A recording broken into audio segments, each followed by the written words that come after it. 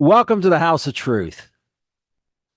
Today we're continuing our series on Moses, the Acts of Moses. Last week we talked about leaving Sinai, how they finally left Sinai. Now that everything was prepared, they had their mobile city, as it were, complete. Everything was complete to move around. This mobile city to move around the tabernacle. Everything was ready so they could go into the promised land. And they left heading towards the promised land.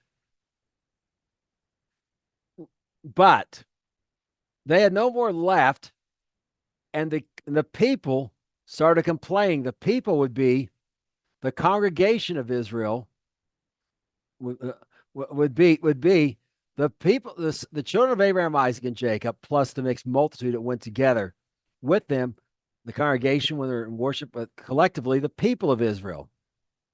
And we saw, we looked at Jacob, the people of Israel didn't refer to just his descendants, but also the people who were in his camp who were slaves or whatever the case were. So the people of Israel started complaining. Well, they complaining about the fact they have to move. They've been there at Sinai, as we saw, almost a year. They got used to it. They, put down, they recently had to shuffle around. Originally they just camped whoever they wanted to, but then it was like, okay, you're gonna get organized by your tribe. And remember, anyone that got circumcised will count as part, as the native born, is going to count as part of one of these tribes. And they got organized, but they're still all settled down. And then they're told they have to move, and they start complaining about it. They're going to make a 3-day journey, as we saw, but day one, they're complaining in Tabera, the burning of the Lord. The Lord is not sympathetic to their complaints. They're complaining about being inconvenienced at all. His fire goes among them and burns a bunch of them. Well, next thing we see is once again, when they arrive at their destination, they start complaining about the food. It's not what it's familiar to them. They won't. What they had in Egypt was familiar to them. The food is delicious, by the way, and nutritious. I mean, if you like donuts, from what we've read, it's kind of like eating a Krispy Kreme donut every day, having that for breakfast, for breakfast every day and lunch. And we'd see, and they complained in Moses even brought up the fact that flocks and herds, asked we just kill those. But what they want was the meat of Egypt, the fish of Egypt.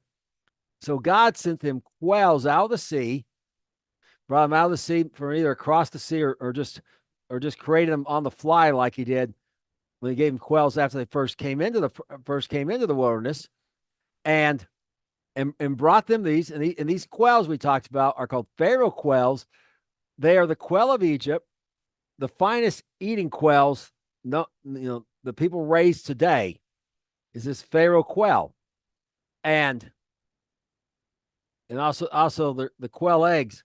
And as the American saying goes, proverb goes, be careful what you wish for, you just might get it. He gave them so much.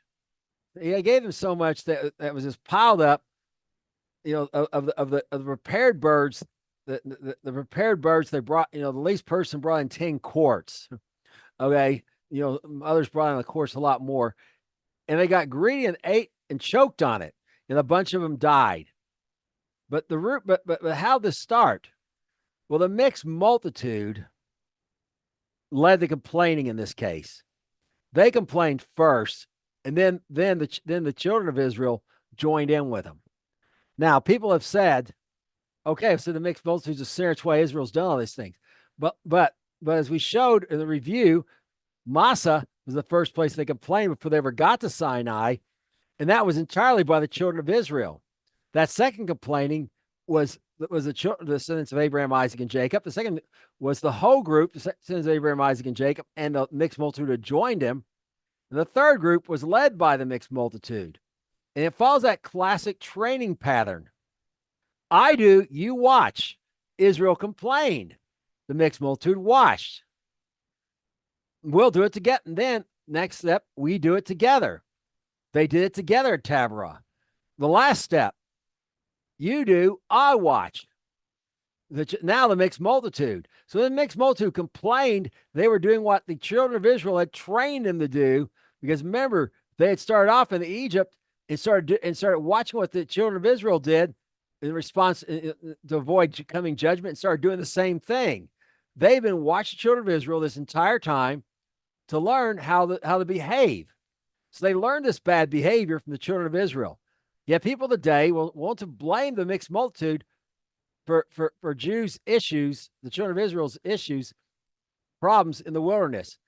And we've shown time and time again the Jews do not need Gentiles to get in trouble with God. Perfectly capable of doing it without any help from Gentiles. Which brings us to the day's lesson. So there's a bit of prejudice there against the mixed multitude, or prejudice towards Jewish people, as if somehow they'd be all fine if it wasn't for Gentiles influencing them. Nope, they don't need them. They can disobey God all on their own without any help at all. So today we're talking about prejudice and fear, because that was prejudice against the mixed multitude. This mentality people have, which we showed from Scripture, is 100% incorrect. Wrong. Now today we're going to talk about another case of prejudice, and we begin here in Numbers 12, verse 1 through 5. And Miriam and Aaron spake against Moses because of the Ethiopian woman he married, for he had married an Ethiopian woman. And they said, has the Lord indeed spoken only by Moses, and not spoken also by us? And the Lord heard it. Now the man Moses very meek, above all men which were upon the face of the earth. And the Lord spoke suddenly unto Moses and unto Aaron and Miriam. Come out, you three, into the tabernacle of the congregation. And they three came out. And the Lord came down a pillar of the cloud, and stood at the door of the tabernacle, and called Aaron and Miriam, and they both came forth. Okay, so as we would say growing up, they've been called into the principal's office. Well, what's caused this? Well, they're speaking against Moses because of what? He married an Ethiopian woman. You notice it's brought out twice. She's an Ethiopian woman. Now, first of all, let's talk about that word Ethiopian. It's out of the Septuagint translation. It's a Greek word, and it means sun-scorched. The country of Ethiopia today is called that. It comes from that same Greek word. The Hebrew word, however, is kush, and it literally means black. So they got some problems with this woman. Remember, notice they're speaking against Moses. You know, they're asking, what's wrong with you marrying this woman? They got prejudice against the woman. They're taking it out on Moses. She's black, and also notice the fact she's brought out, not even though she's a woman, she couldn't be grafted into Israel through physical circumcision the way men could, but through marriage she would be. So she's a Gentile. They don't like her. She's a Gentile. They don't like her because she's black, and they don't like her because of her ancestry. And we'll talk about that one a little bit later. So now they are speaking against Moses. Saying, what's wrong with you? Blah blah blah. And notice they're like, hey, God speaks through us too. Now Moses, notice he's very meek, above all the men on the face of the earth. So they will say, now, but remember, we looked at before from like Acts 7. He was a man mighty in word and deed. It doesn't mean he's wimpy, milk toasty, any of that business. What's it mean? When the Bible talks about being meek, it refers to, it's talking about your response to God. The meek will inherit the earth. The meek are those who will submit themselves to God. Moses very meek. Now people have said, well, Moses couldn't have wrote this. But if Moses was truly meek and the Lord told him to write, this man Moses, meek above all the men which are upon the face of the earth, it had been pride that would have kept Moses from writing it. because God told him to do it. Moses did what God told him. As we saw, he's faithful in all his house. So above all men. So now the Lord's called them all throughout the camp to the tabernacle. And the door, it could be they went into the courtyard.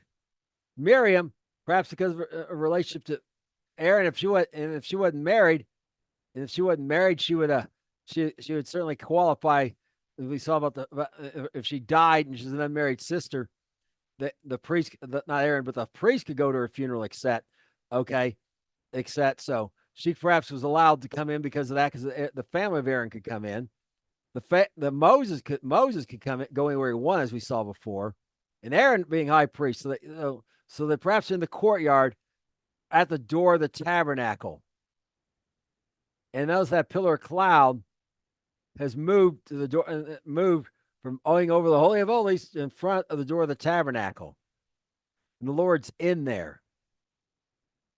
And as I've said, they've been called into the principal's office.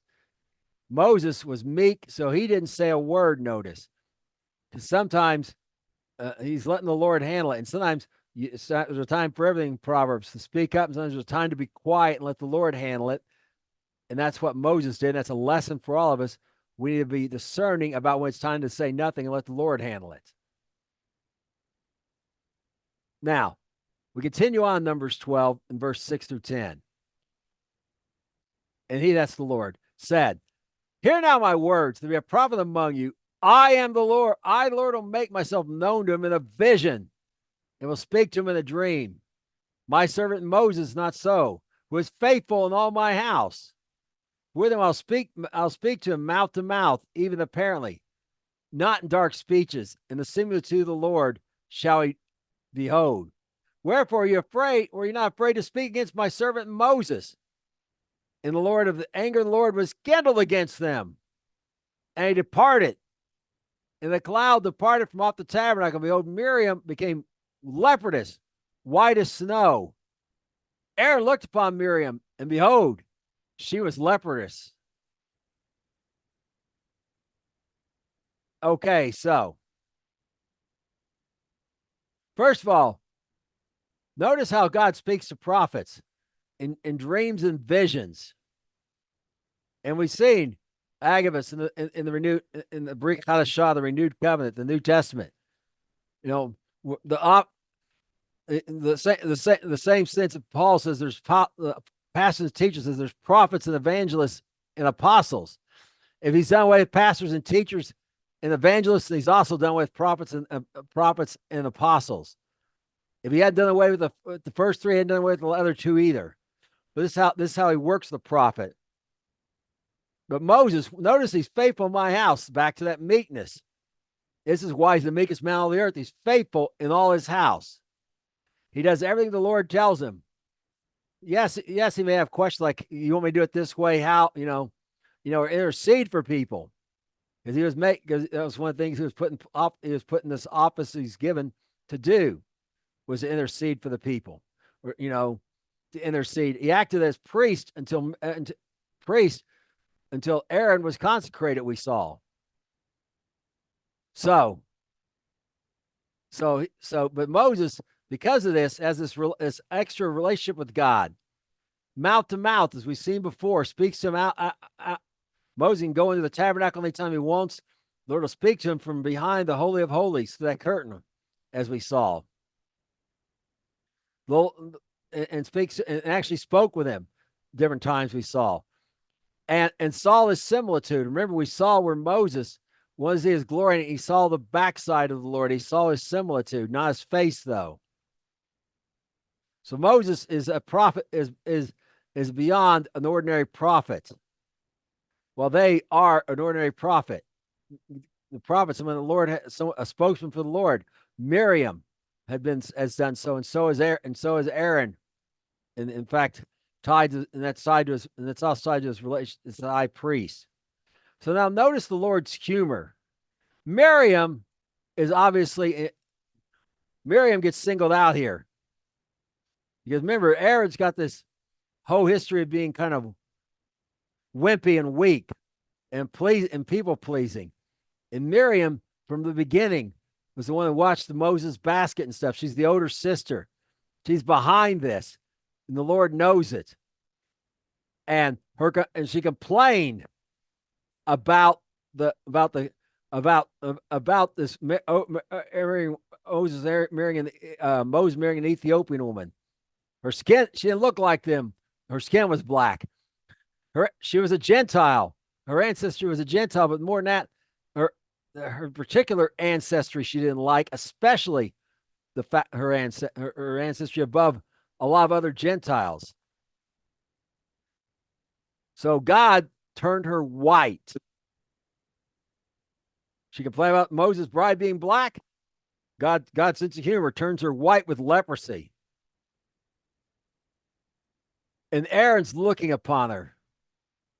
Aaron doesn't have to be punished like this.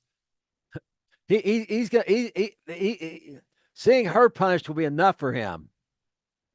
And that's what we see here in Numbers 12, 11 through 16 as we read on. And she's the ringleader, remember. And Aaron said to Moses, "Alas, my Lord, I beseech you, lay not the sin upon us where we have done foolishly and where we have sinned. Let not be as one is dead, of whom the flesh is half consumed when he comes out of his mother's womb." And Moses cried to the Lord, "Heal her now, O God, I beseech you." And the Lord said to Moses, "If her fired, but spit in her face, should she not be ashamed 7 days? Let her be shut out from the camp 7 days, and after that let her be received in again."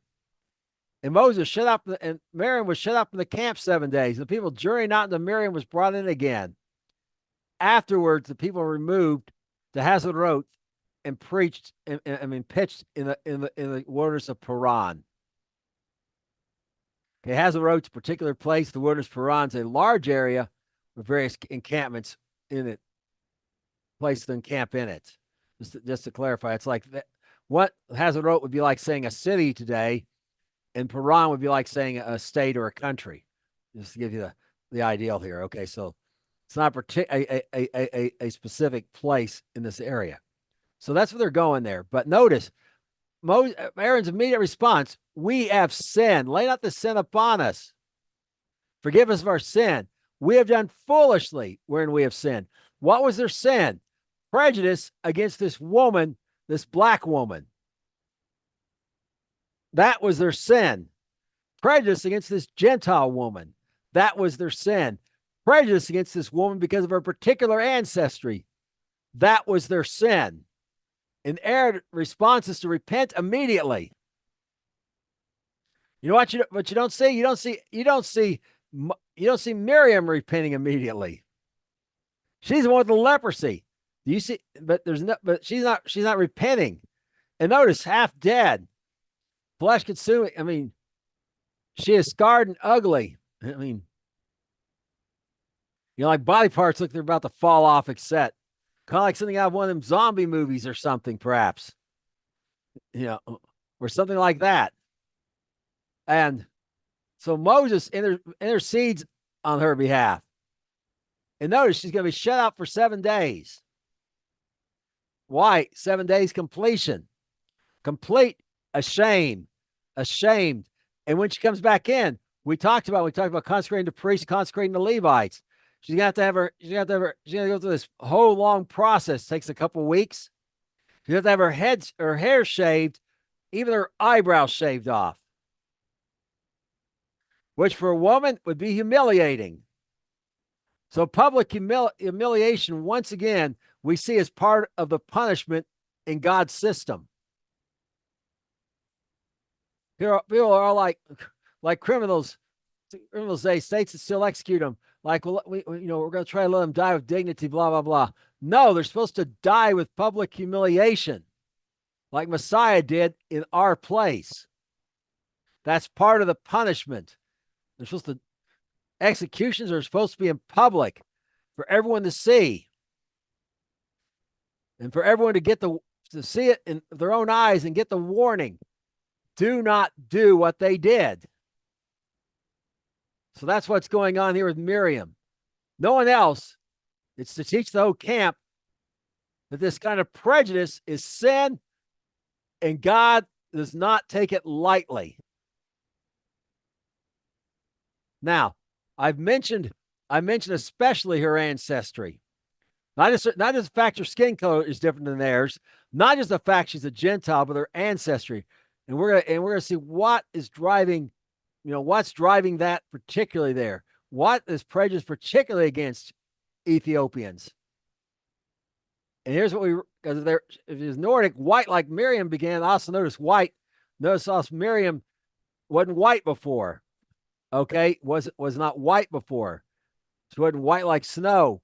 I mean, people are really the last people I've ever seen. The only people who are truly that white have a medical condition like leprosy here. But the lightest skinned people, she wasn't like them. She's not. So her Moses and Aaron and her are not black, and they're not white. They're in the middle between the two. Okay, like perhaps like Native Americans, for example, here in America, a third group. Perhaps Mexicans, a third group, not just so-called black and so-called white people, but they're in that third group, the colors of the descendants of Shem. Now, so what? But what? She got against this particular ancestry because if it was white, they still would look the same. Is my point here. But it's not just about her skin color; it's about her ancestry, not just being a Gentile or ancestry. And here's where it begins. 9:22, Genesis 9, verse 22 to 27. And Ham, the father of Canaan, saw the nakedness of his father and his two brethren without. And Shem and Japheth, and told his two brethren without. And Shem and Japheth took a garment, laid upon both their shoulders, went backwards, covered the nakedness of their father, and their faces were backwards, and they saw not their father's nakedness. And Noah awoke from his wine, and knew what his younger son had done unto him. And he said, Cursed be Canaan. A servant shall he be unto his brethren. He said, Blessed be the Lord, God of Shem. And Canaan shall be a servant. And God shall enlarge Japheth. He shall dwell in the tents of Shem. And Canaan shall be a servant.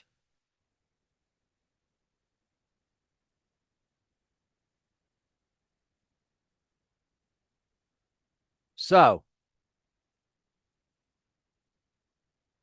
Ham is the father of Canaan. And notice the curse on Canaan. Canaan especially is called out. He's going to be a servant of who? Of Shem. He's going to be a servant of who? Japheth. He's going to be a servant of servants. Okay, well, we're slave of slaves. Well, how's that work?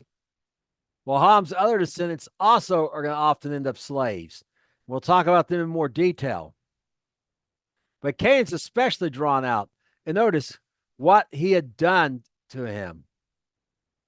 So Ham may have looked upon his nakedness totem, but his son, it's implied did something different. And this wording about looking upon the nakedness is also used of sexual sin.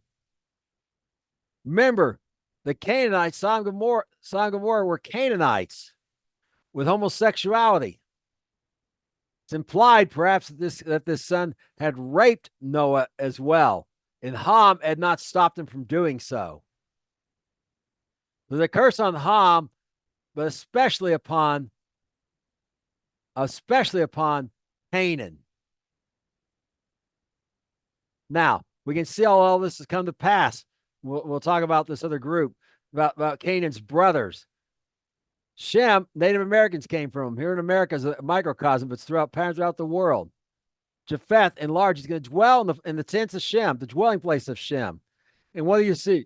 The tents of Shem include those of Gomer and Tarshish, except the Spanish, and what have they done? They've colonized North and South America. The descendants of Shem lived in them. Much of the Far East, the Philippines, places like that, India, etc.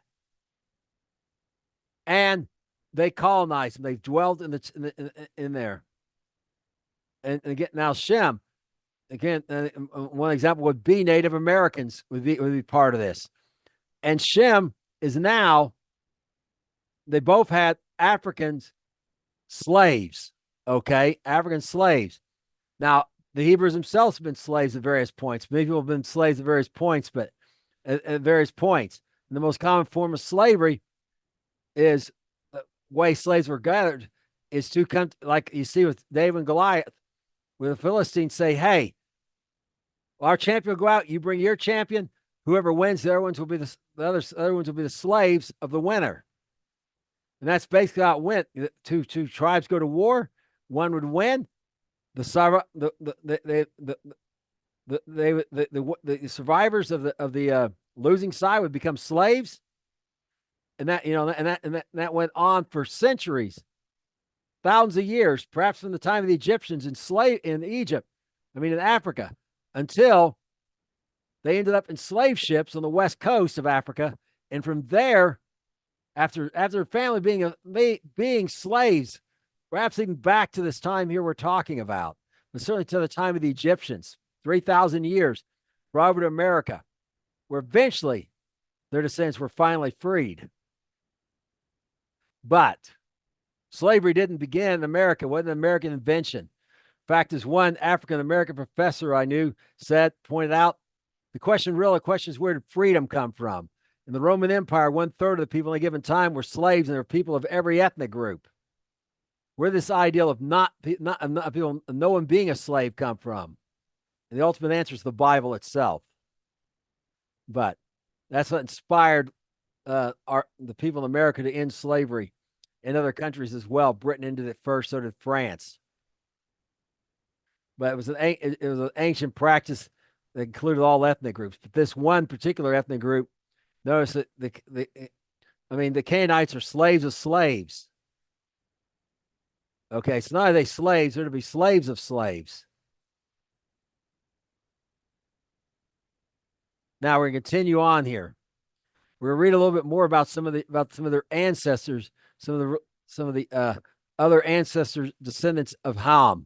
And here's what we read in Genesis 10-6. The sons of Ham, Cush, Mitzrayim, Put, and Canaan. Okay, Cush is the oldest. And remember, Cush means black.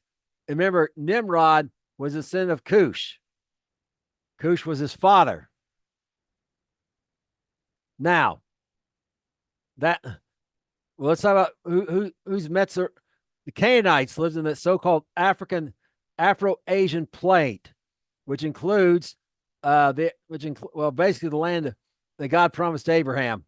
It includes all the way over to the Euphrates River, all the way to the Mediterranean Sea, south of Syria today, or south of southern half of Syria at least today, south of that, in the Sinai Peninsula. Okay, that's the land. That's the land of Canaan, or not quite the Sinai Peninsula, not to the Sinai Peninsula, right up to that point. So it'd be Israel today, and Jordan, and part of Saudi Arabia, part of Syria, and part of Lebanon. Okay, that's where they settled at.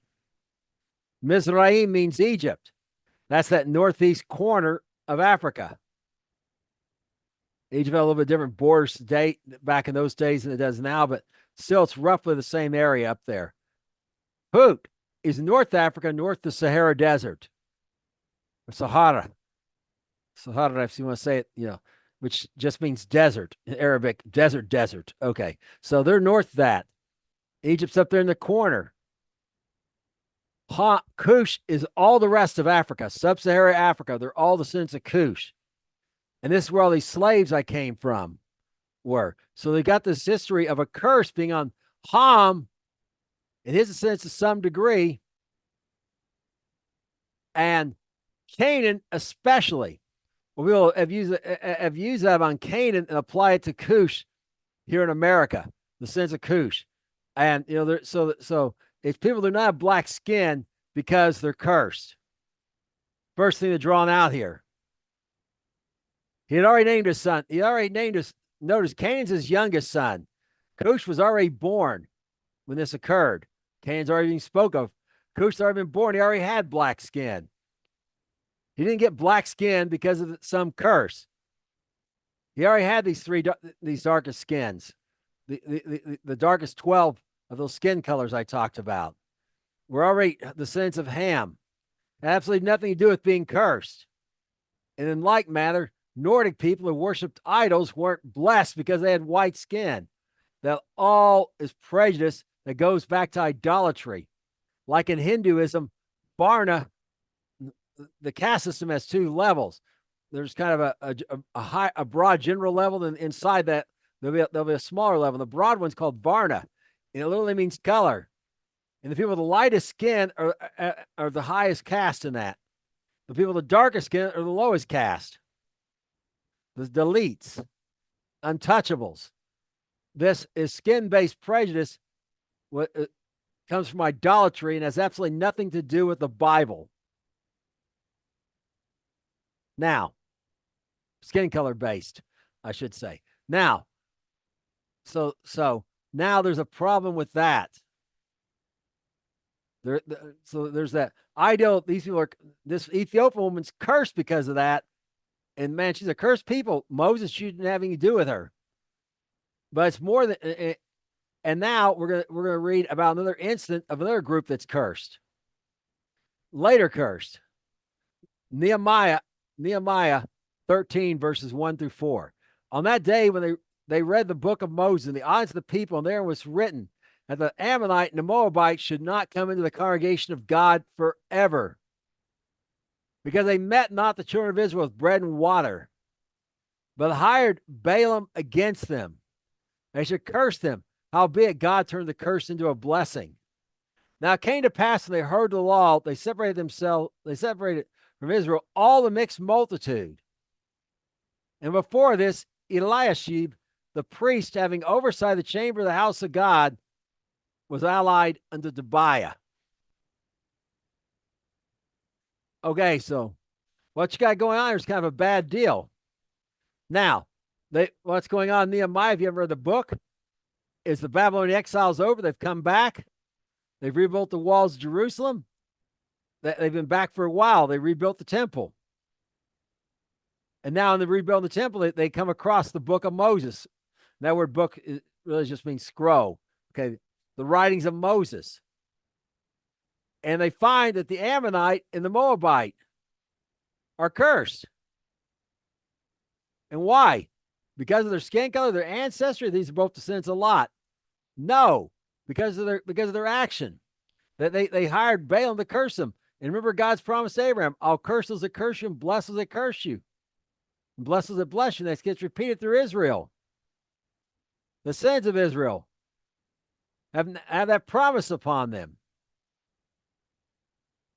So they've done two wrong things. First of all, they should have been blessing them. And remember, they even said that they would pay for the water and bread, and God told them to ahead of time and provided them with it. But instead, they cursed them. So they brought a curse upon themselves because of their action. So now, people have married them, and they're there among them, so now they got to put them out. And this guy, and what brought this is among those people who've done this is Eliashib the priest. He'd been allied to Tobiah. And if you read the book of the book of Nehemiah, I'm sorry, Tobiah is the bad guy. He's the one that's trying to keep the walls of Jerusalem being rebuilt, etc. And throwing up legal challenges and threatening them with physical harm and all kinds of things. And the guy in charge of the chamber, that's say the treasury, is his ally. It's been his ally up to this point. Tobiah and Sanballat and etc. are part of this mixed multitude. Okay, so now, what does that mean? Well, they're not part of the congregation of Israel. They come into the congregation of God forever. They're not part of the children of the congregation of Israel. They're not part of the sins of Abraham, Isaac, and Jacob. Well, it's another mixed multitude. This ain't the mixed multitude in the wilderness, it's another one. Remember, those guys got circumcised. They were counted as if they were native born, as we saw in Exodus 12. It's another one. So what's the problem here? I mean, has God got some? We just saw where Aaron said that they're prejudiced against someone because of their skin color, their status as a Gentile, their ancestry was sin. And because of his confession and repentance, Moses was then able to get some healing for Miriam, who apparently had to be humiliated first before she was going to really admit it. It was that humiliating process. So this. So just look at this. It looks like they have a good case. Like, hey, where did they sin? What's the problem? They're just look like they're trying to protect Moses from marrying someone that's cursed and bringing them into bring a curse upon their family, etc. Well, the problem is it's not the whole story. The whole counsel of God we're told to consider. Now, these groups are cursed for certain. These ethnic groups, but as we already point out, you can change ethnic groups. You can change your customs, your culture, etc. You can't change your ancestry. So, is it about ancestry or culture and custom? Well, let's look at some of these people that we just saw were cursed, these groups, some individuals from them, and see what the whole counsel of God says about this. We're going to start here in Ruth 4, verse 10 through 14. Moreover, Ruth the Moabitess, the wife of Malone, I purchased to be my wife, to raise in the name of the dead upon his inheritance, that the name of the dead be not cut off from among his brethren and from the gate of his place, wherein you are witnesses to this day. And all the people who were in the gate and the elders said, we are witnesses. The Lord make this woman has come into your house like Leah and Rachel, which two did build the house of Israel. And do you worthily in Ephratah, and be famous in Bethlehem. And let your house be like the house of Perez, whom Tamar bare unto Judah, the seed which the Lord shall give of thee of this young woman. So Boaz took Ruth, and she was his wife, and he went into her. The Lord gave her conception, and she bare a son. And the woman said to Naomi, blessed be the Lord, which has not left you off this day without a kinsman. Left you this day without a kinsman, that his name may be famous in Israel.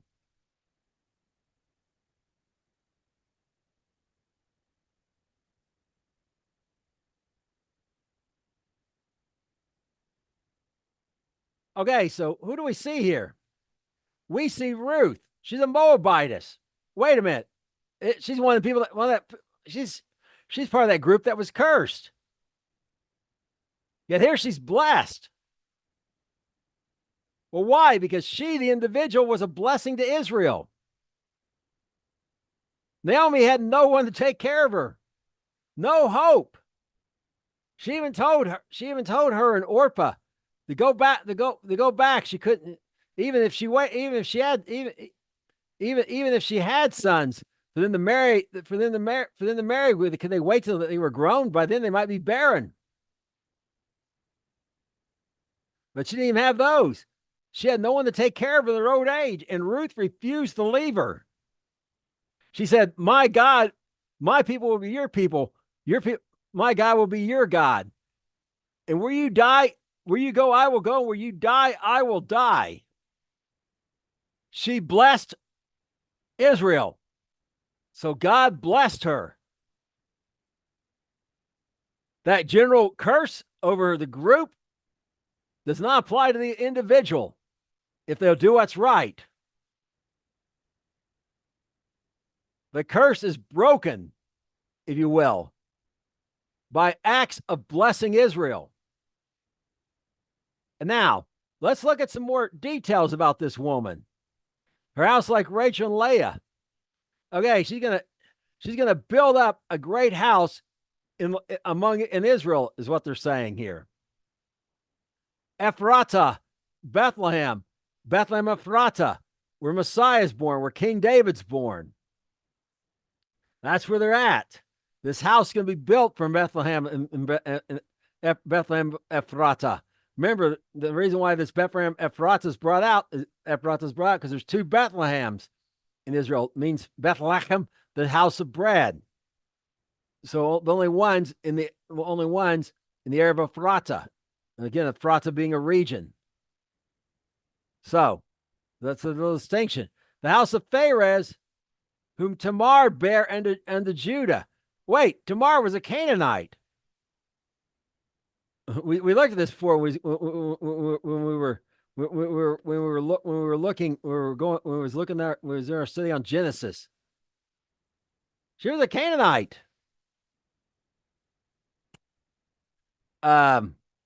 What's the deal with that? Okay, we talked about the patriarchs.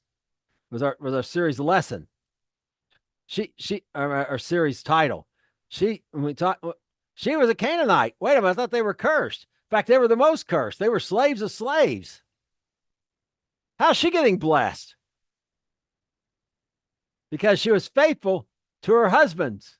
She was more, Judah admitted she had been more righteous than him, even in playing the harlot. So she would give seed to her husbands.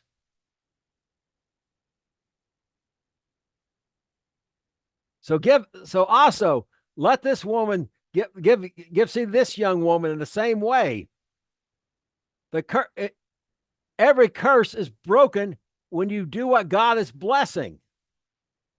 Every ancestral curse is broken. So now he goes in there and she has this. His name's going to be famous in Israel.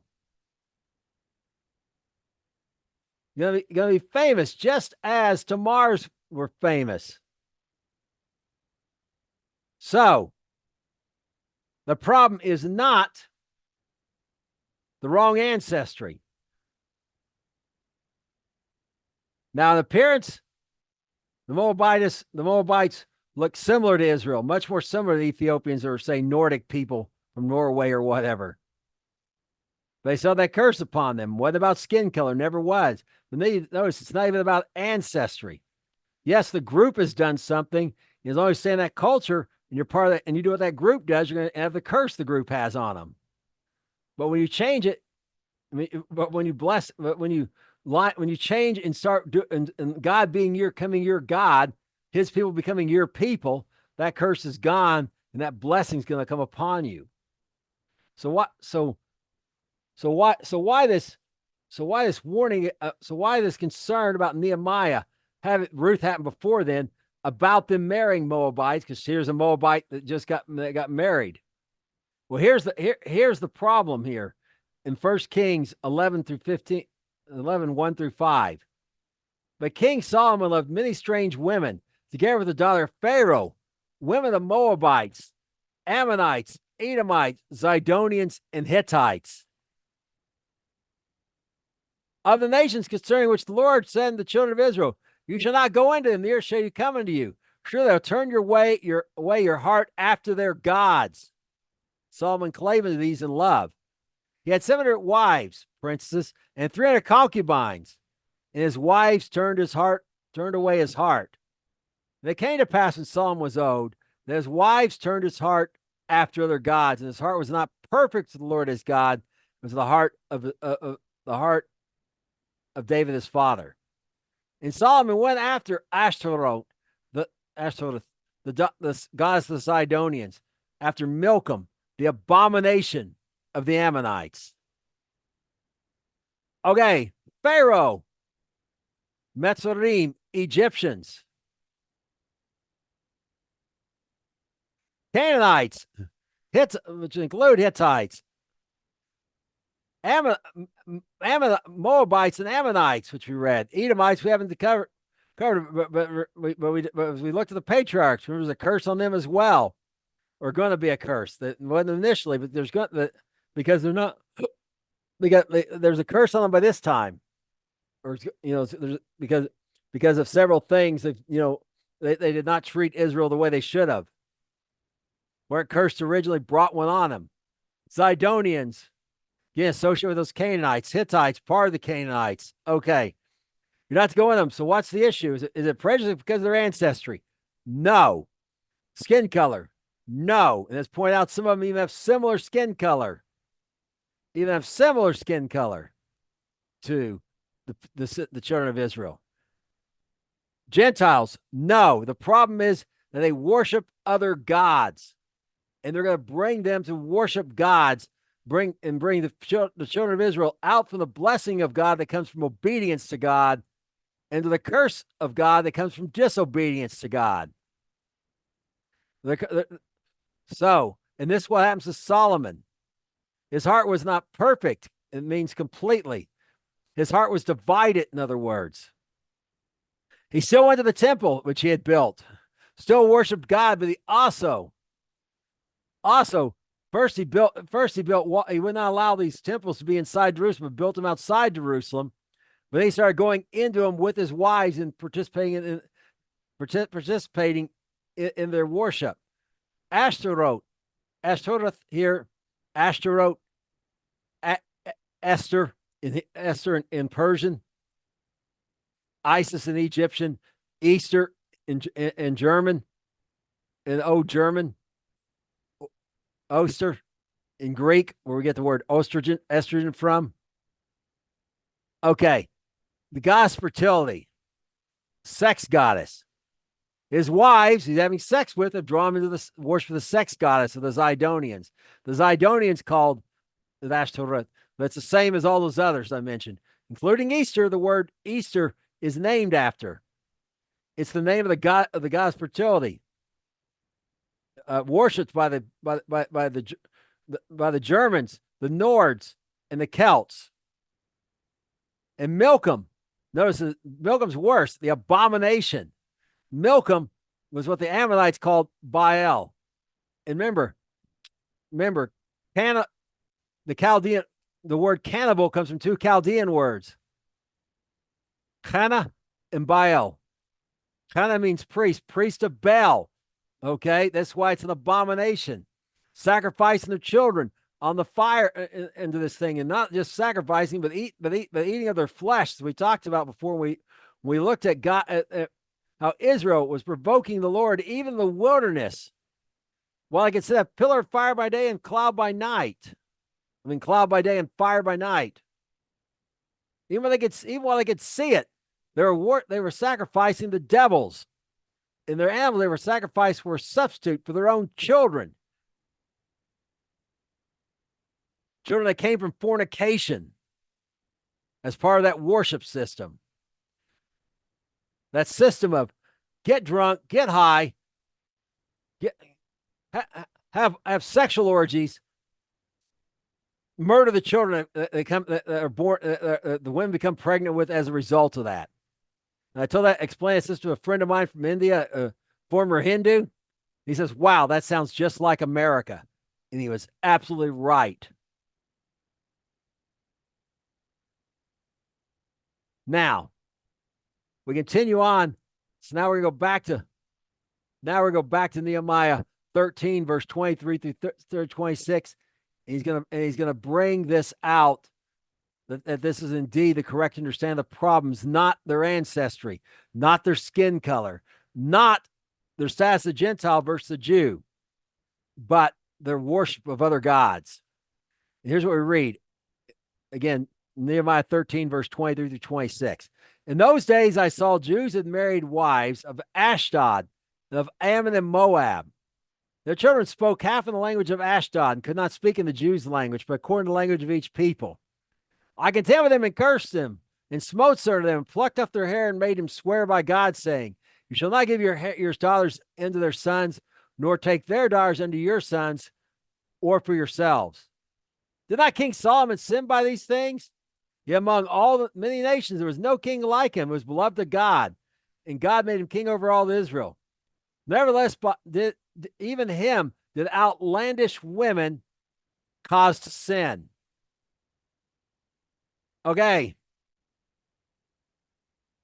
Ashdod, that's one of the cities of the Philistines, which we mentioned are not Canaanites before. We mentioned that and showed it. That they came up from Camptor, and we showed that Camptor was really on the coast of the misnamed Sinai Peninsula. We'll show today, if we didn't last week, we'll show that a little bit later here, that it really proof that none of this stuff happened on the so-called Sinai Peninsula. There's absolute proof in the Bible itself. Now, but that's where they came up from there. The short version is they tried to overthrow Egypt. The Egyptians, they failed. The Egyptians ran them off. They went into the Sinai Peninsula. They failed. Then they invaded. Philistine means invader. Palestinian today same, it comes from that same word. Invaded the land of Canaan along the coast where Gaza Strip is today, a little further up. And in repeating of history, the Islamic Brotherhood tried to overthrow Egypt and failed. Ran off to the misnamed Sinai Peninsula, then moved in and took over the Gaza Strip area, and became ran by Hamas today. The Philistines, and Philistine still means invaders. It wasn't their land, it never was their land. It belonged to the Canaanites till God displaced the Canaanites and gave it to Israel. The word's invader. Well, these people are among those. Now, let's just about could not speak half the speech of As I cannot speak the Jews' language.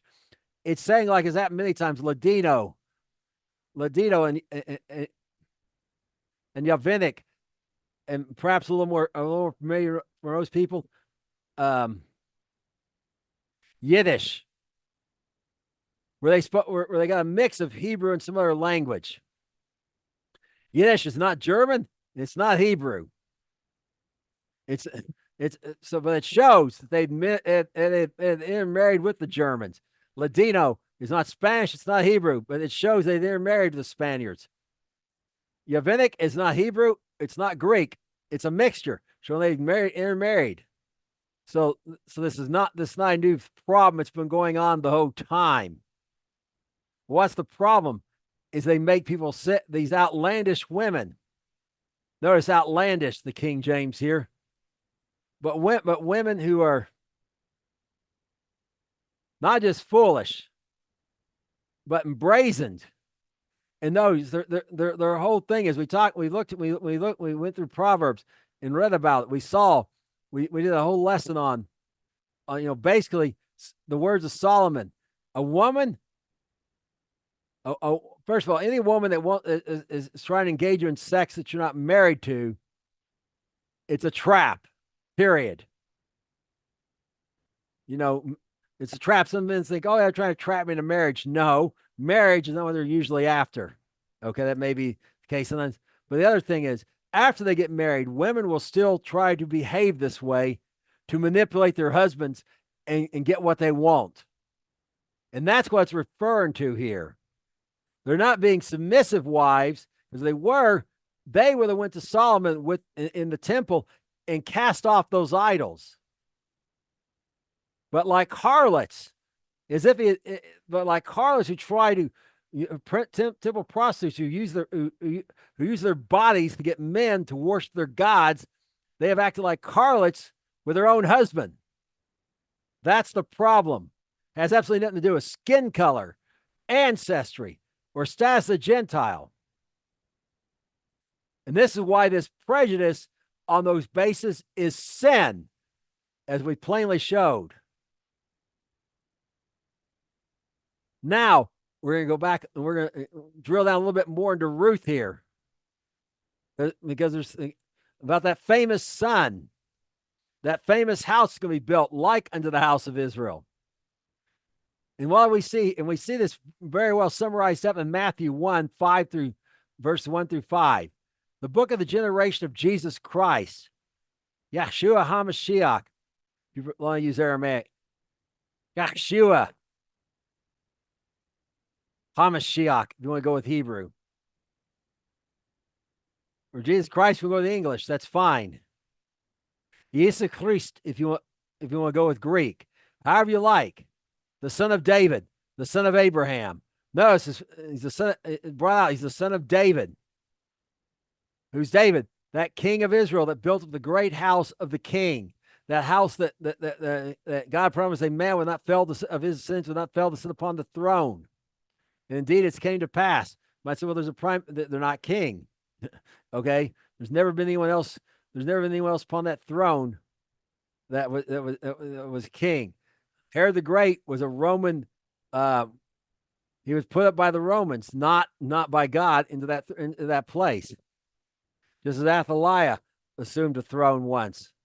But but the throne belongs to David and his descendants, and that descendant is Jesus Christ. Here's what we read. So let's read this. The book of the generation of Jesus Christ, son of David, the son of Abraham. Abraham begat Isaac, and Isaac begat Jacob. Jacob begat Judas and his brothers. And Judas begat Perez and Zerah of Tamar.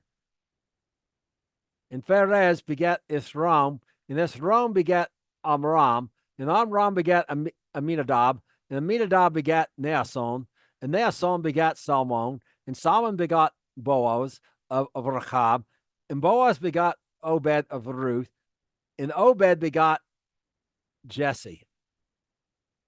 Okay, so now, and Jesse's the father of David, the first king of Israel. So now, indeed, that famous house has been made. Yeshai, Jesse, his son David. He's come through there. Came to this woman whose people were cursed, but she wasn't cursed. The entire tribe of Judah, the one that Jacob had said, perfectly said, but the scepter would not depart from. And we explained why he said that about him. How the right to rule was lost first by Reuben, then Simeon and Levi, and stopped at Judah. He had done nothing to lose it. Tamar. Perez to Tamar, by the way, is 10 generations. I mean, Perez to David is 10 generations. And no one could be in the congregation that was a descendant of some of illegitimate birth to the 10th generation. Meant that literally. Perez has an illegitimate birth. But now we're going to notice another person, Rahab or Rahab, the one at Jericho, another Canaanite. So what do we have here? Judah, his children are half Canaanite. Assuming Perez marries an Israel, a woman who's got Nani, we got a quarter Canaanite, an eighth Canaanite, 16th. Let's see, we got a quarter, an eighth, a 16th, a 32nd, a 64th. Now marries another Canaanite. So what we got now is someone that's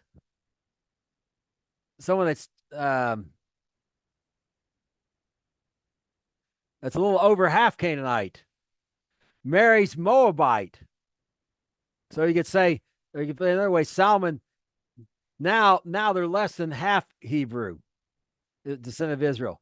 Marries Ruth, now less than a quarter Israel. Obed, we don't know who Obed marries, okay? Assume he marries one. David is now that if Obed married someone like that, they would be a little over 3/4. Okay. No, he's only 1/4. I'm sorry. He's only 1/4. So now he's 3/4. He's 3/4 not Israelite. David is 3/4, a little over 3/8. I'm sorry, of not Israelite descent. Okay. But this Rahab, she's also one of them Canaanites at Jericho, especially cursed. I mean, God's instruction were not to rebuild that city forever. Well, what's the deal with her? In Hebrews 11, 30 through verse 30 through 31, we read the following. By faith, the walls of Jericho fell down after they were compassed about 7 days. By faith, the harlot Rahab, if you prefer, perished not with them that believed not, for she had received the spies with peace. She had noticed the harlot.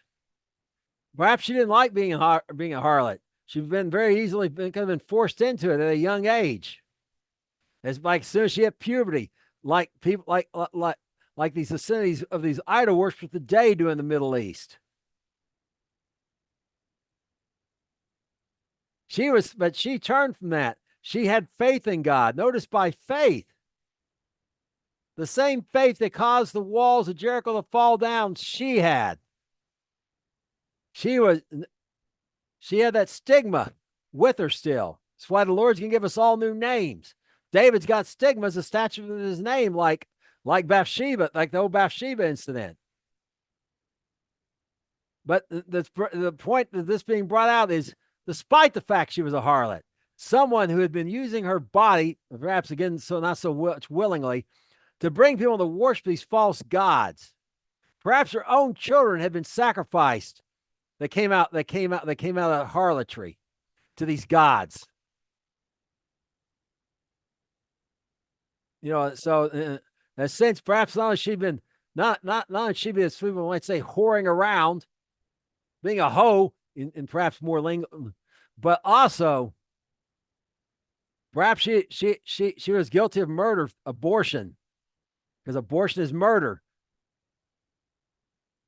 It was all done away with by her acting in faith. It's more than just her ancestry being part of she had a bad past that had been wiped away, and she became part of the lineage of Messiah. Because she had shown faith with her actions. Blessing the people of God, acting in faith in the word of God, destroys any ancestral curse, destroys any curse that's based on skin color, perceived curse. It's not even really about skin color. People never curse for skin color to begin with. Destroys any kind of curse that comes from being a Gentile, not a Jew. This is why this prejudice against people based on skin color, ancestry, or status as a Jew or Gentile is sin. Now, we conclude here we conclude here with the words in this discussion of, in our examination of Israel, of God dealing with prejudice, with these words from Shaul the Apostle Paul. For you are all children of God by faith in Jesus Christ. For as many of you have been baptized into Christ, have put on Christ. There is neither Jew nor Greek, there is neither bond nor free. There is neither male nor female. For you are all one in Christ Jesus. If you be Christ, then you're Abraham's seeds and heirs according to the promise. You see, this Ethiopian woman, notice we're all children of God by faith in Jesus Christ. People say, we're all children of God. No, the whole human race is not children of God. What did Jesus say to those who rejected him? You're children of the devil. He's a liar, and so are you. He's the father of lies. Only those of us who have faith in Jesus Christ are the children of God. All of us who've been baptized in the Christ have put on Christ. All of us are Abraham's seed through faith, not in the physical sense. You cannot change your physical ancestry. And again, sometimes that distinction is made, sometimes of necessity, and sometimes it's brought out to show the prejudice, like in this woman's case, the Ethiopian woman. But who are you to reject whom God has accepted? Who do you think you are? And that's what Paul brings out here. There's neither Jew nor Greek. Greek being used generically for Gentiles, because all the Gentiles that have been under Greek domination adopted Greek culture. Bond nor free, slave or free, male or female. We are all one in Messiah. So if you have any prejudice against anyone based on their skin color, ancestry, or status, a Jew or Gentile, you had better repent quickly, because you are complaining to God about his choice. Like Moses and Aaron, about Moses and Aaron did about the woman that Moses married. Aaron and Miriam did about the woman that Moses married. God is not sympathetic or understanding of your prejudice. Get rid of it now. Repent quickly like Aaron did. Now we're going to continue on in Numbers 13, verses 1 through 3. And the Lord spoke unto Moses, saying, Send you men that search out the land, that may search out the land of Canaan, which I give unto the children of Israel. Of every tribe of their fathers you shall send a man, every one a ruler among them. And Moses, by the commandment of the Lord, sent them from the wilderness of Paran. All those men were heads of the children of Israel.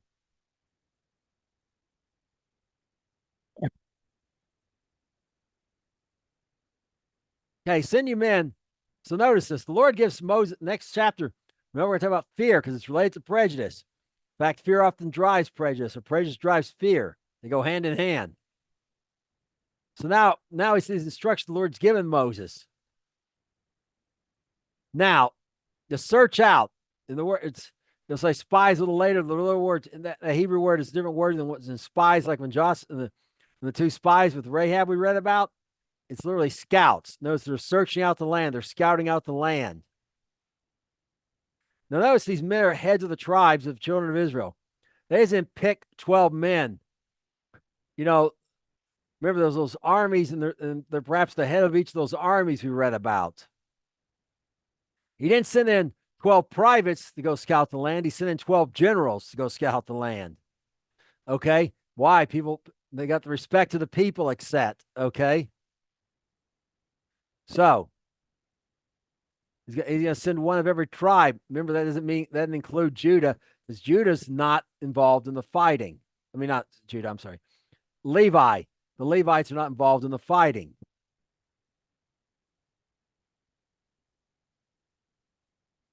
We're going to get a little more oversight into this. Now, these are the words which Moses spoke to all of Israel on this side of the wilderness, playing over against the Red Sea between Paran and Tophel and Laban and Hazeroth and Dizahab. These are 11 days journey from Horeb by the mount, by the way of Mount Seir under Kadesh Barnea. Okay, so they're on their way. They left Hazeroth, and they left there after Miriam. Okay. Now they're in that area. Paran, remembers the wilderness, a big area. So they're out there in just various areas out in the wilderness. And those from Horeb, Sinai, going by Mount Seir, going around it, or going by it through that land, under Kadesh Barnea is only 11 days journey. It was an 11 days journey, but we were read that from Egypt to Canaan was a 10-day journey. That means it's a day further. Now, if you're even at the southernmost tip of the Sinai Peninsula, it's a shorter distance than Egypt is to the closest place in the land of Canaan. From there to the shortest. This means that the wilderness cannot be on the misnamed Sinai Peninsula. The wilderness, again, we don't even have to, is in the land of Midian, as was brought out several times. Northeast, modern Saudi Arabia is what we're talking about. Crossing the Red Sea, not a tongue of it, not the tongue of the Red Sea over to, one of the tongues over to the misnamed Sinai Peninsula, but across the main part over into Saudi Arabia today. Just a little north of, perhaps they start up a little north of Yemen. So, remember, Constantine's psychic mommy, Helena, is the one who said that they came from the Sinai Peninsula. He would disagree at the time. The penalty was death. But that doesn't mean that she was right. Okay? And again, the scripture makes it plain here that, but when we consider that with the 10-day journey from Egypt, that could not have been the misnamed Sinai Peninsula. Now we're going to continue on, and we're going to see what else. We get a little more details about this. So So this gives an idea where they're at. They're at Kadesh Barnea when this occurs. And we'll see, and it's going to be brought out right here. And a little more details of how this process worked. In Deuteronomy 1, verse 19 to 23, the following. We departed out from Horeb. We went through all that. We went through all that great and terrible wilderness, which is saw by the way of the mountain of the Amorites. The Lord God commanded us. We came into Kadesh Barnea. And I said unto you, come down to the mountain of the Amorites, which the Lord our God does give us. The Lord God us at the land before you. Go and possess it. Your father said to you, fear not, neither be discouraged. And you came near me unto me, every one of you. He said, we will send men before us and they search at the land. And bring us a word by what way we must go up, what cities we shall come. The saying pleased me well. I took 12 of you, one of a tribe. Okay, there's our 12 men. But notice we saw God commanded Moses. No, your God told him ahead of time, and then they came to him, or in response to them coming to him. But it appears to have been their ideal. And God just said, okay, let them do what they want. Let them have what they want. Like he did with the quail. He gave them what they demanded. And he tells them not to be now, bring us word, by the way, we must go up, and what cities will come. Remember, God already promised, and they had that pillar of fire by night, cloud by day. The angel of the Lord's in it. And he said, he will show you the way. He'd show them the way all the way to this. He'd go before them and destroy their enemies. But look, they're wanting to take matters in their own hands. They're wanting to figure it out themselves. They want to search out the land or scout the land. Send men before us. They're going to act as scouts. They're going to do some reconnaissance first. And God's already told them about the land. The good, he's talking about the good things that are in the land. He's talking about the problems in the land and how he's going to be with them to overcome those problems. But nonetheless, they want to see it for themselves, and they're relying on their own understanding. And we're going to see that does not give them good results. Now, we continue on Numbers 13, verse 16 through 20, the following.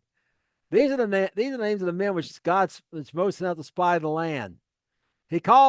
Moses called Oshea, the son of Nun, Joshua.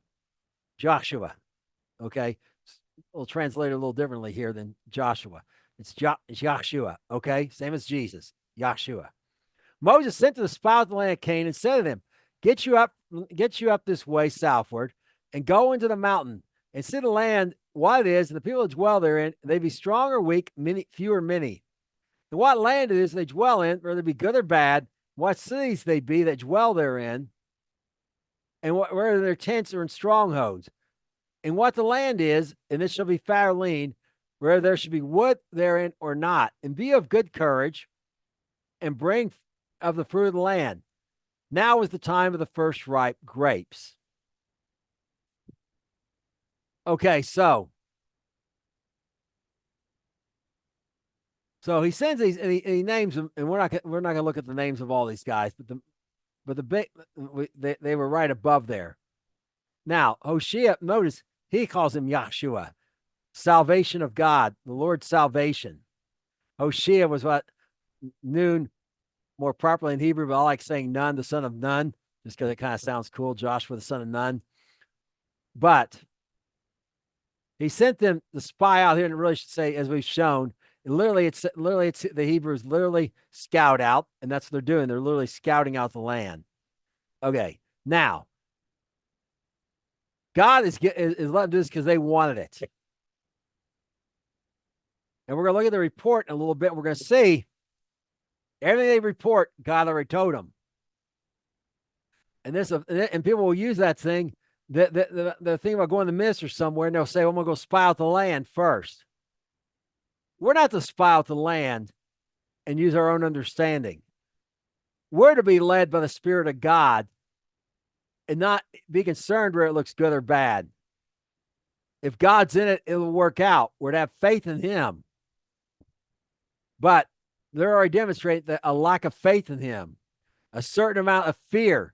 They don't want to step into the unknown without some sort of knowing what they're getting into first. But trusting God is exactly what that requires sometime. So now we're going to talk. Now we're going to look at the result of their searching as we continue in Numbers 13, verse 21 through 25. They went up and searched out the land from the wilderness of Zin unto Rehob, as men come to Hamath. And they ascended by the south and came into Hebron, where Ahiman, Shishai, and Talmai, the children of Anak, were. Now Hebron was built 7 years before Zon in Egypt. And they came into the brook of Eshcol, and cut down thence a cluster of one cluster of grapes. And they bare between two and a staff, and they brought out the pomegranates and the figs. And they called the brook Eshcol because of the cluster of grapes the children of Israel cut down from there. And they returned from searching the land after 40 days.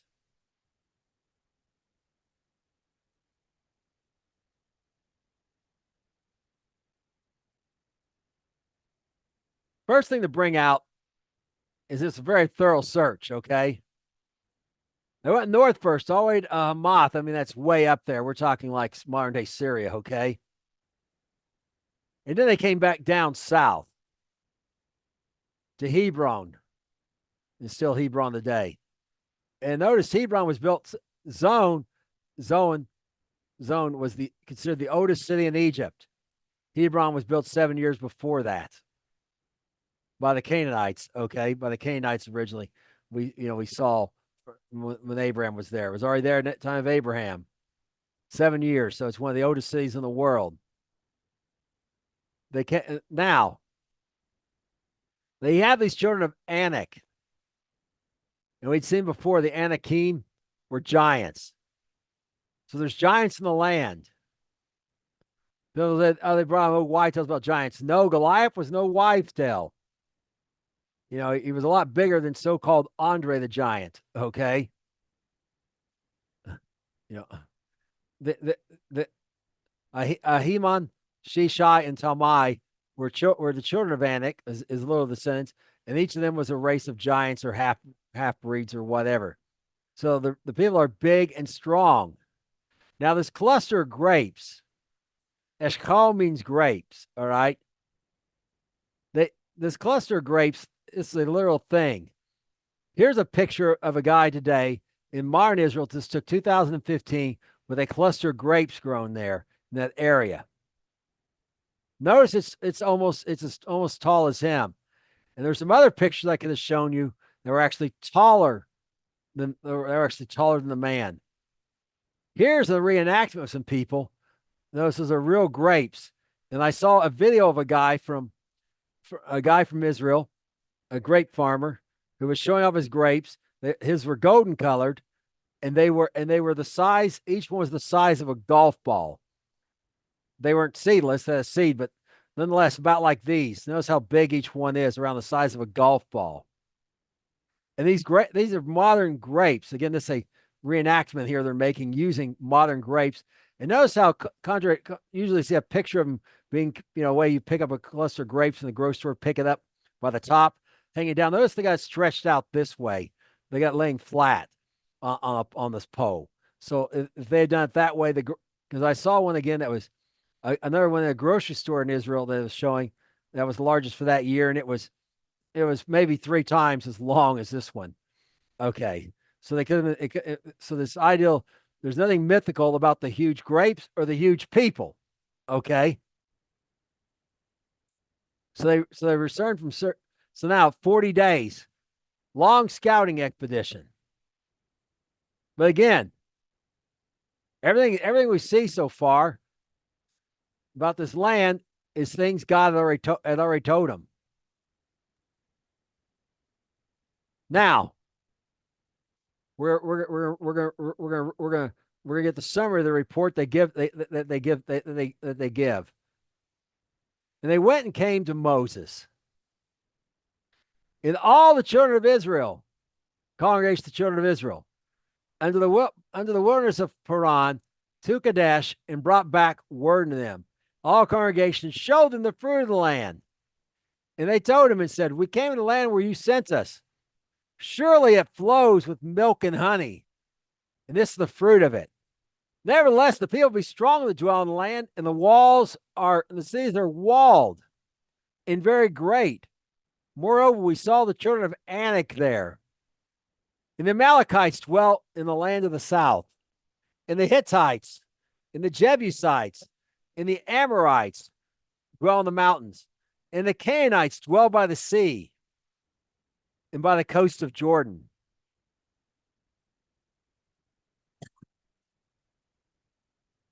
Okay, all right, so what's the report say? The report says the land is flowing with milk and honey. All right, first of all, right there tells us milk and honey is good. It's flowing with everything good. An abundance of everything good in it. Milk and honey are good for you. Now, the problem with milk a lot of times, perhaps in grocery stores, is it's not being raised the way God intended. The way God intends the expensive milk. Organic, grass-fed milk is the way it was done for most of history. It used to be just called milk when I grew up on our farm, where that's how we raised it, and it was delicious. And only problem drinking too much might make you fat, but other than that, and honey is good for you. Again, as long as you don't do it in excess. In Proverbs, it says honey is good, but if you eat too much, it'll make you vomit. Not in excess. Everything done in moderation. But these are good things. For anyone that tells you otherwise is contradicting the word of God. And you just need to quit listening to these confused people who probably listen to everyone, but ultimately someone's just a liar at the beginning of the chain. Quit listening to the lie. Milk and honey are good for you. But of course, they need to be the way God made them begin with, intended. And the fruit of it. So they're saying it's a good land full of good things. However, there's people there. Their cities are walled. Well, God already said this before. said he's going to give them those cities. Shouldn't have been a shock. He said he'd cast out from them 7 nations greater and mightier than them. Shouldn't have been a shock. There were 7. Let's see how many they got here. Listed 1, 2, 3, 4, 5, 6. They got 6. They got 6 listed here. And he said 7 greater and mightier than them. You know, if you want to count the children of Anak as one of the nations. If you don't, 5, whatever. Greater and mighty in them. Again, shouldn't be a shock. He already told them that they were there. He already said he was going to cast them out. The Amalekites, who they mentioned next, that's who attacked them. The women, children, and old people before in the wilderness. Too cowardly, just like Hamas today. Too cowardly to take on the army face to face. Go after the who they perceive to be weak and defenseless. Okay, so Amalek, whom we're never to stop having war with. The war of Amalek will end when Messiah comes and they're wiped off the face of the earth. But until then, we're never to stop having war with them. We're not to negotiate with terrorists. We're to destroy them and kill them completely. If you leave them breathing, they will declare victory. So that's who's in the south there. Hittites, speaking of terrorists, children of Heth, which means terror. Literally, they're terrorists. So they got these problem people in this land. But God already told him that. He said he would send the Melech Adonai, as we talked about the angel of the Lord, before them to destroy these people. He'd do all the heavy lifting. They'd be doing the mop-up operation behind him. But they want to see with their own eyes. They didn't have faith to begin with. They've been just, let's go in. But fear caused them to look around and want to scout it out first, look over the situation before you make a decision. And now they've seen the good and the bad. We're going to look at the response, and we're going to look at the response that causes to them. We'll look at that in a moment. We're going to look at a different response from another group that's part of those 12. 10 have seen one thing. Now the other 2 saw the same things, but they got a different report completely. Let's go Let's read what Caleb says. We're going to see a little division here. But Caleb stilled the people before Moses. Let us go up at once and possess it, for we are well able to overcome it. But the men that went with him said, we're not able to go up against the people, for they are stronger than we. And they brought up an evil report of the land which they searched to the children of Israel. The land, though, through which we have gone, is a land that eats up the inhabitants all thereof. And the people we saw were men of great stature. And there we saw the giants, the sons of Anak, which come of the giants. And we were in our own sight as grasshoppers, and so are we in their sight. Okay, so Caleb's saying what the response should have been from the beginning. Caleb's on the good things God promised. Caleb's looking to God for a solution. They're looking for problems. That's why they went in the first place, to scout it out. They're looking for problems. They're focused on problems. And while they say, we cannot do it, an evil report of the land. Well, the evil report's not about the good things, and it's about these. It's about not about the giant grapes, about the giant people and the terrorists and etc. They eats up the inhabitants thereof. People go there and die, is what they're saying. You go there. It's a one-way journey to death because of these inhabitants. They both saw good things. They both agreed to that. But one had their eyes on the provision of God, the promise of God. Didn't have a solution necessarily, but were looking to the solution provider to provide one. But the others had their eyes on the problem, and it caused their fear to grow, as we shall see. Now we're looking at the response. It caused their fear to grow. They're not even talking about the good parts of the land anymore. They just bring up the evil report. All they're talking about is the problem. The problem. Wah, wah, wah, wah, wah, wah. Wah, complaining again. We're going to see God is not amused again. God is not sympathetic to their complaining. When he gets sympathetic to the complaining of Aaron and Miriam earlier, when he gets sympathetic, last lesson we saw, he's not sympathetic to this complaining either. Now, let's read what happens here in Numbers 1 through 5, how the whole congregation responds. They've heard these two reports. 10, hey, we can't go in. It's good, but we can't go in. 2, hey, let's go in immediately. We didn't even need to scout this out. We just went to start with, is what they're basically saying. We got the solution provider. We're looking for a solution, not a problem. Well, let's continue on Numbers 1, 14, 1 through 5, and we're going to read how the congregation responds to these two reports. And all the congregation lifted their voices and cried, and the people wept that night. And the children of Israel murmured against Moses and Aaron, and the whole congregation said to them, would God that we had died in the land of Egypt, or would God that we had died in this wilderness?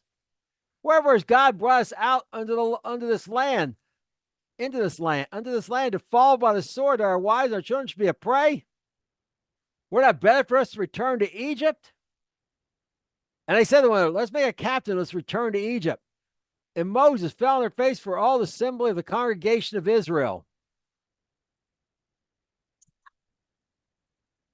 Okay. Now, they wept all that night. Problems. They were looking at the problems. Forgot about the provision of God. Forgot about the promise of God. Forgot about the good report that provision was real. That promise all they could think about was the problem. They were not looking for solutions. They were looking for problems, and they found them. And the more they looked at the problem, the bigger the problem became. Fear had set in with them. And the Germans have a saying, and it's true. Fear makes the wolf appear larger than it is. Your problems are real. These problems were real. The giants were real. But the solution provider is real also. And he's bigger than the problem. And whether you're going to go into fear or faith depends on who your eyes are upon. Are you looking for problems or looking for solutions? They were looking for problems. But notice Moses and Aaron's got a different response. They complained against them. Moses, they talked about killing Moses before. Now, Aaron, notice how he's influenced by Moses now. Earlier been influenced by his sister. Now he's influenced by Moses. Sister, the wrong thing is Moses to do the right thing. Aaron's just one of them people kind of wishy-washy and easily influenced by whoever's around. So now he falls down. They fall before the symbol of the children of God. They're falling on their faces. This is an act of worship to God. Moses is meek, seeking God to provide him a solution to not the giants in the land, the people who are about ready to kill him. Who've made, and notice this terrible accusation made against God. He brought him out there to kill him. They had said that once before, 3 days after they crossed the Red Sea. And perhaps another time, but they'd said it then, they're saying it now, much late, more than a year's gone by, more than a year and a half's gone by. And they're still saying this. But now Moses and Aaron are seeking God to come and rescue them once again, to intervene for them. Now, but they're not the only ones staying with God. We also see this from Joshua and Caleb in Numbers 4. We can see in Numbers 14, verse 6 through 10. And Joshua and Caleb, the son of Jephunneh, which were of them that searched the land, rent their clothes. They spake unto all the company of the children of Israel, saying, the land which we passed through to search it is an exceeding good land. If the Lord delight in us, then he will bring us into this land and give it to us. A land which flows with milk and honey. Only rebel not you against the Lord, neither fear ye the people of the land. They are bread for us. Their defense is apart from them. The Lord is with us. Fear them not. The congregation bade, stone them with stones. And the glory of the Lord appeared in the temple of the congregation before all the children of Israel. Okay, I want to bring this to your attention. Earlier here, the whole congregation. That means when you see children of Israel, descendants of Abraham, Isaac, and Jacob, physical descendants. They're murmuring. Now they've influenced the rest of them. Okay? The mixed multitude, now it's them plus the mixed multitude. Okay? They've influenced the mixed multitude once again to rebel. Now, notice the children of Israel, the sons of Abraham, Isaac, and Jacob. Now, they've once again influenced the mixed multitude. The mixed multitude is now ready to stone to stone Joshua and Caleb, and probably Moses and Aaron as well. But the Lord has shown up.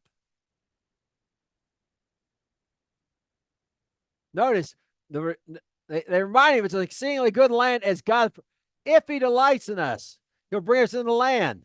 If God's in it, it'll all work out, is what he's saying, which I brought up to you earlier. A land that flows with milk and honey. Why would he delight in them? He'll delight in them if they'll walk in his statutes and commandments. They'll walk in all of his ways. He said, delight in him. He's going to bring them into it. If we will walk in his ways, he will delight in us and bring us into a good place that flows with milk, that's flowing with everything good. He will provide us those good things in due season, in due time. Not that we have to go and possess it, as they said. But he's going to give us good success. Don't rebel against the Lord. Not going in the land, refusing to go in, and this terrible accusation against him is rebelling against the Lord. They're telling him not to do it. Fear. What's driving that? They're fearing the people. It says, no, they're bread for us. We're going to eat these guys up. We're going to have them for lunch, figuratively speaking. Their defense is departed from them. They have no defense against the Lord. The Lord's with them. They're defenseless against the Melech Adonai, who is right there all the time in that pillar by cloud and fire by night, that pillar of cloud by day and fire by night that they can see. The solution provider is right there where they can see it. But their eyes are on the problem. Their focus is on the problem. They're not looking for a solution. They were looking for a problem from the beginning. That's why they want to scout out the land. They want to see what the problems were. Not the provision that God promised, but the problems. We want to know where they're living in tents or in walled cities, etc. They were looking for problems and they found them. And now that has led them to fear. And again, fear is tied to prejudice. People have prejudice because they're afraid of people. The natural man thinks like this: like me, good. Not like me, bad. Similar skin color, same skin color, good. Different skin color, bad. I'm afraid of them. They have different skin color. Different ancestry, same ancestry, good. Different ancestry, bad. I'm afraid of them. I'm afraid they're going to do me harm. They're going to do whatever because they got different ancestry. Different Jew, Gentiles got this fear. Many Gentiles have a fear of Jews. Jews bad because they're not Gentiles. Gentiles good. But many Jews have a fear of Gentiles. They got this literal us against them mentality. Us Jews against them Gentiles. Like me, good. Not like me, bad. We are told to not see things naturally, but supernaturally. If you want to get fear out of your life, you got to start doing that. When it comes to people, I only see two colors, black and white, and they have nothing to do with people's skin color. I see the color of their heart. And how can people say, you can't know what's in my heart? Jesus said, out of the abundance of the heart, the mouth speaks. People are broadcasting the abundance of their heart all the time. And he said, you'll know them by their fruits. Look at their actions. Listen to their words. Look at their actions. You'll know their heart. They only come in two colors, black and white. But those who look at the natural eye, and it's different, causes them fear. And they're looking for problems, looking for reasons not to succeed, reasons, honestly, to not have to fight. There's one that handed to them. Someone else did the fighting, handed to me. God never promised us we wouldn't have to fight. God, that saying of Ben Franklin is true, and the way Ben Franklin meant it is not that people have twisted it out of context. Ben Franklin meant God helps those who help themselves. He didn't mean you did it all on your own. There was no God, as atheists have twisted it. He meant that literally. God tells you to go fight. You fight for the land. You go in and fight, and he goes with you and helps you win. But when you're looking for problems to the solutions, you'll never see that. Well, the only way, so move away from fear and into faith. Stop looking at all the problems. I'm not saying ignore the problems, pretend they're not there. That's not faith. That's stupidity. Look, but put your eyes on the solution provider and look for the solution he's going to provide.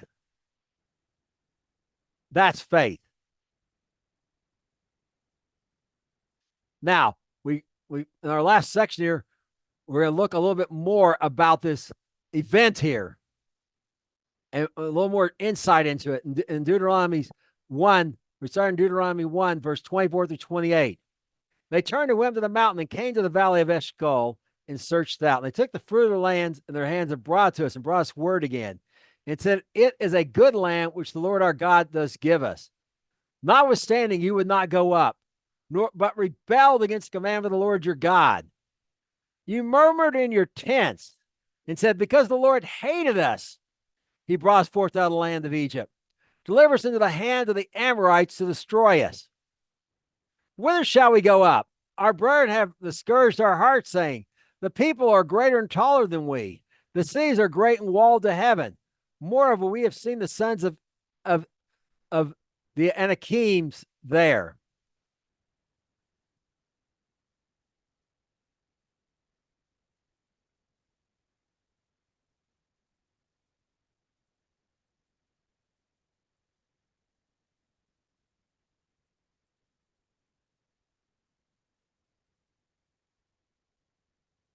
So what do we see here?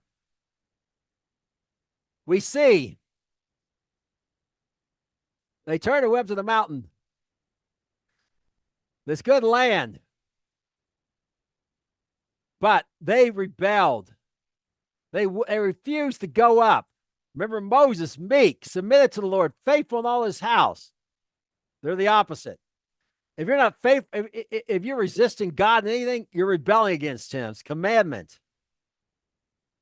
If you're digging his heels in, your heels in when he tells you to do something, trying to get your own way, you're rebelling against his commandment.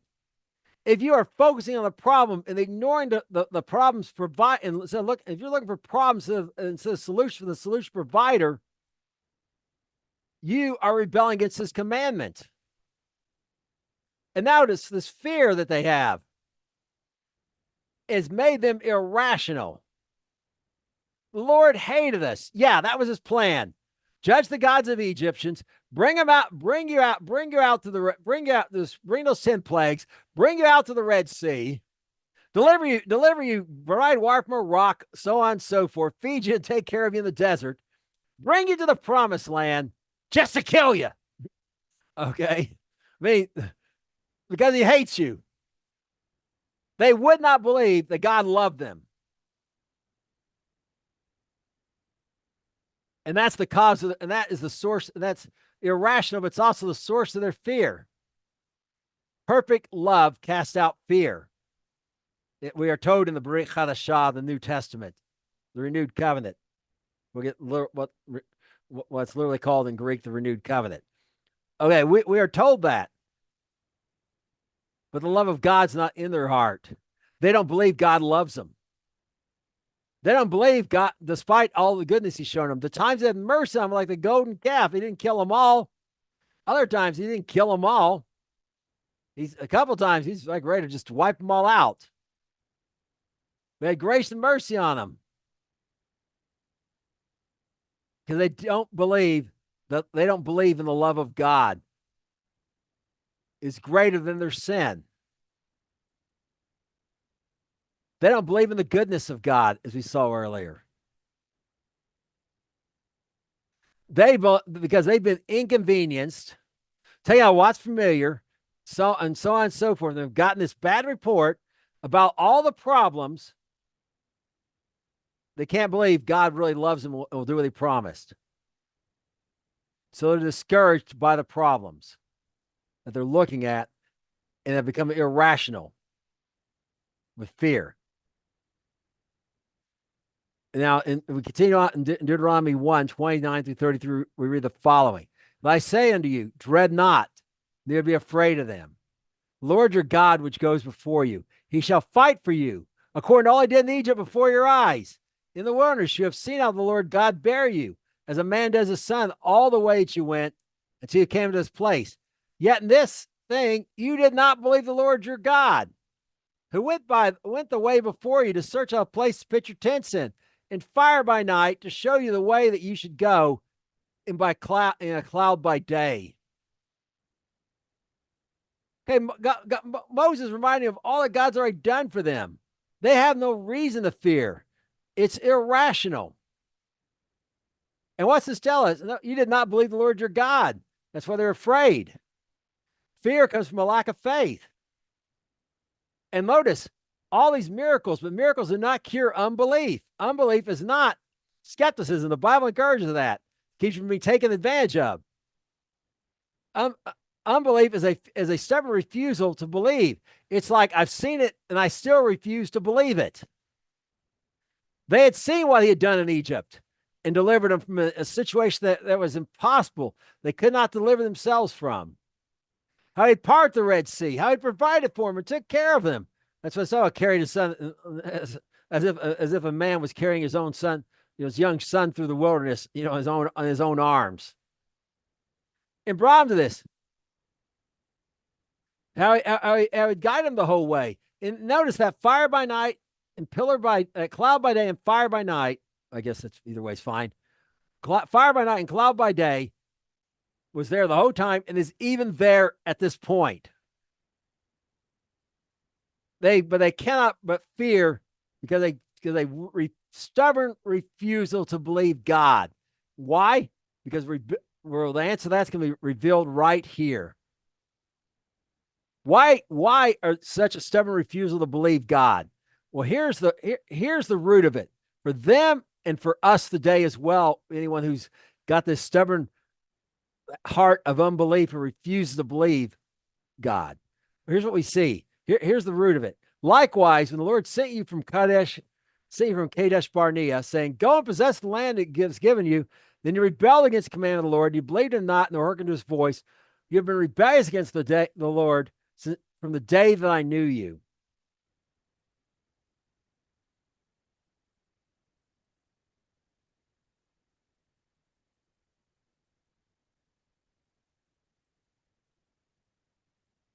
Okay, so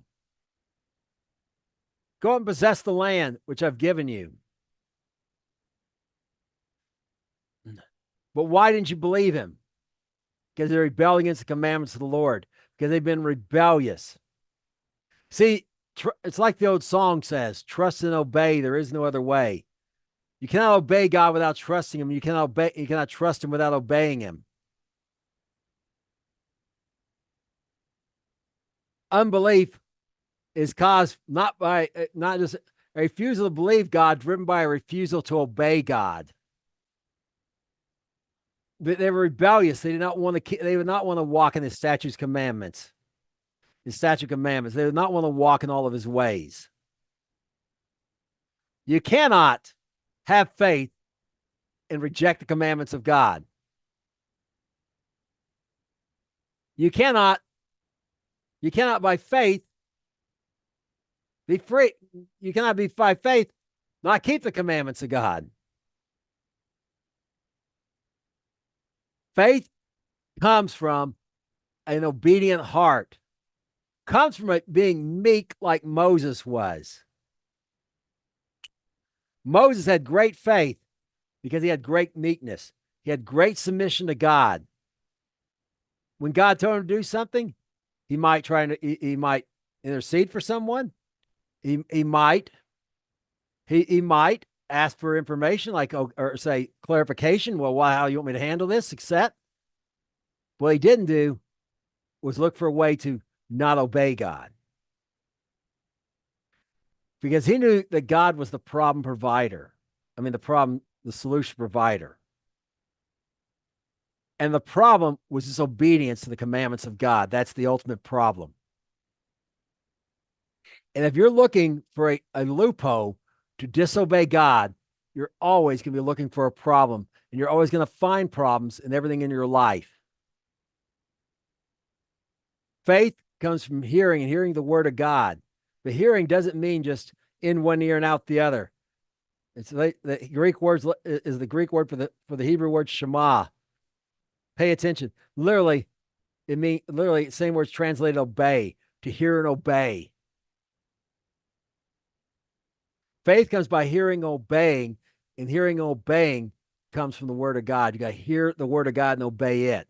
That's where faith comes from. And if you're rebellious, you're never going to have faith. You're going to live in fear, and that's going to cause prejudice. That's the real root of prejudice, is fear. And people will try to find all kinds of ridiculous things to justify it, and it's sin, as we showed before. So have real faith in God that works its way out in real actions to show the faith. Get out of your fear. Stop looking for problems to every solution and start looking for solutions to every problem, and look to the solution provider to provide those solutions. That's all I have to this week. Until next week, shalom.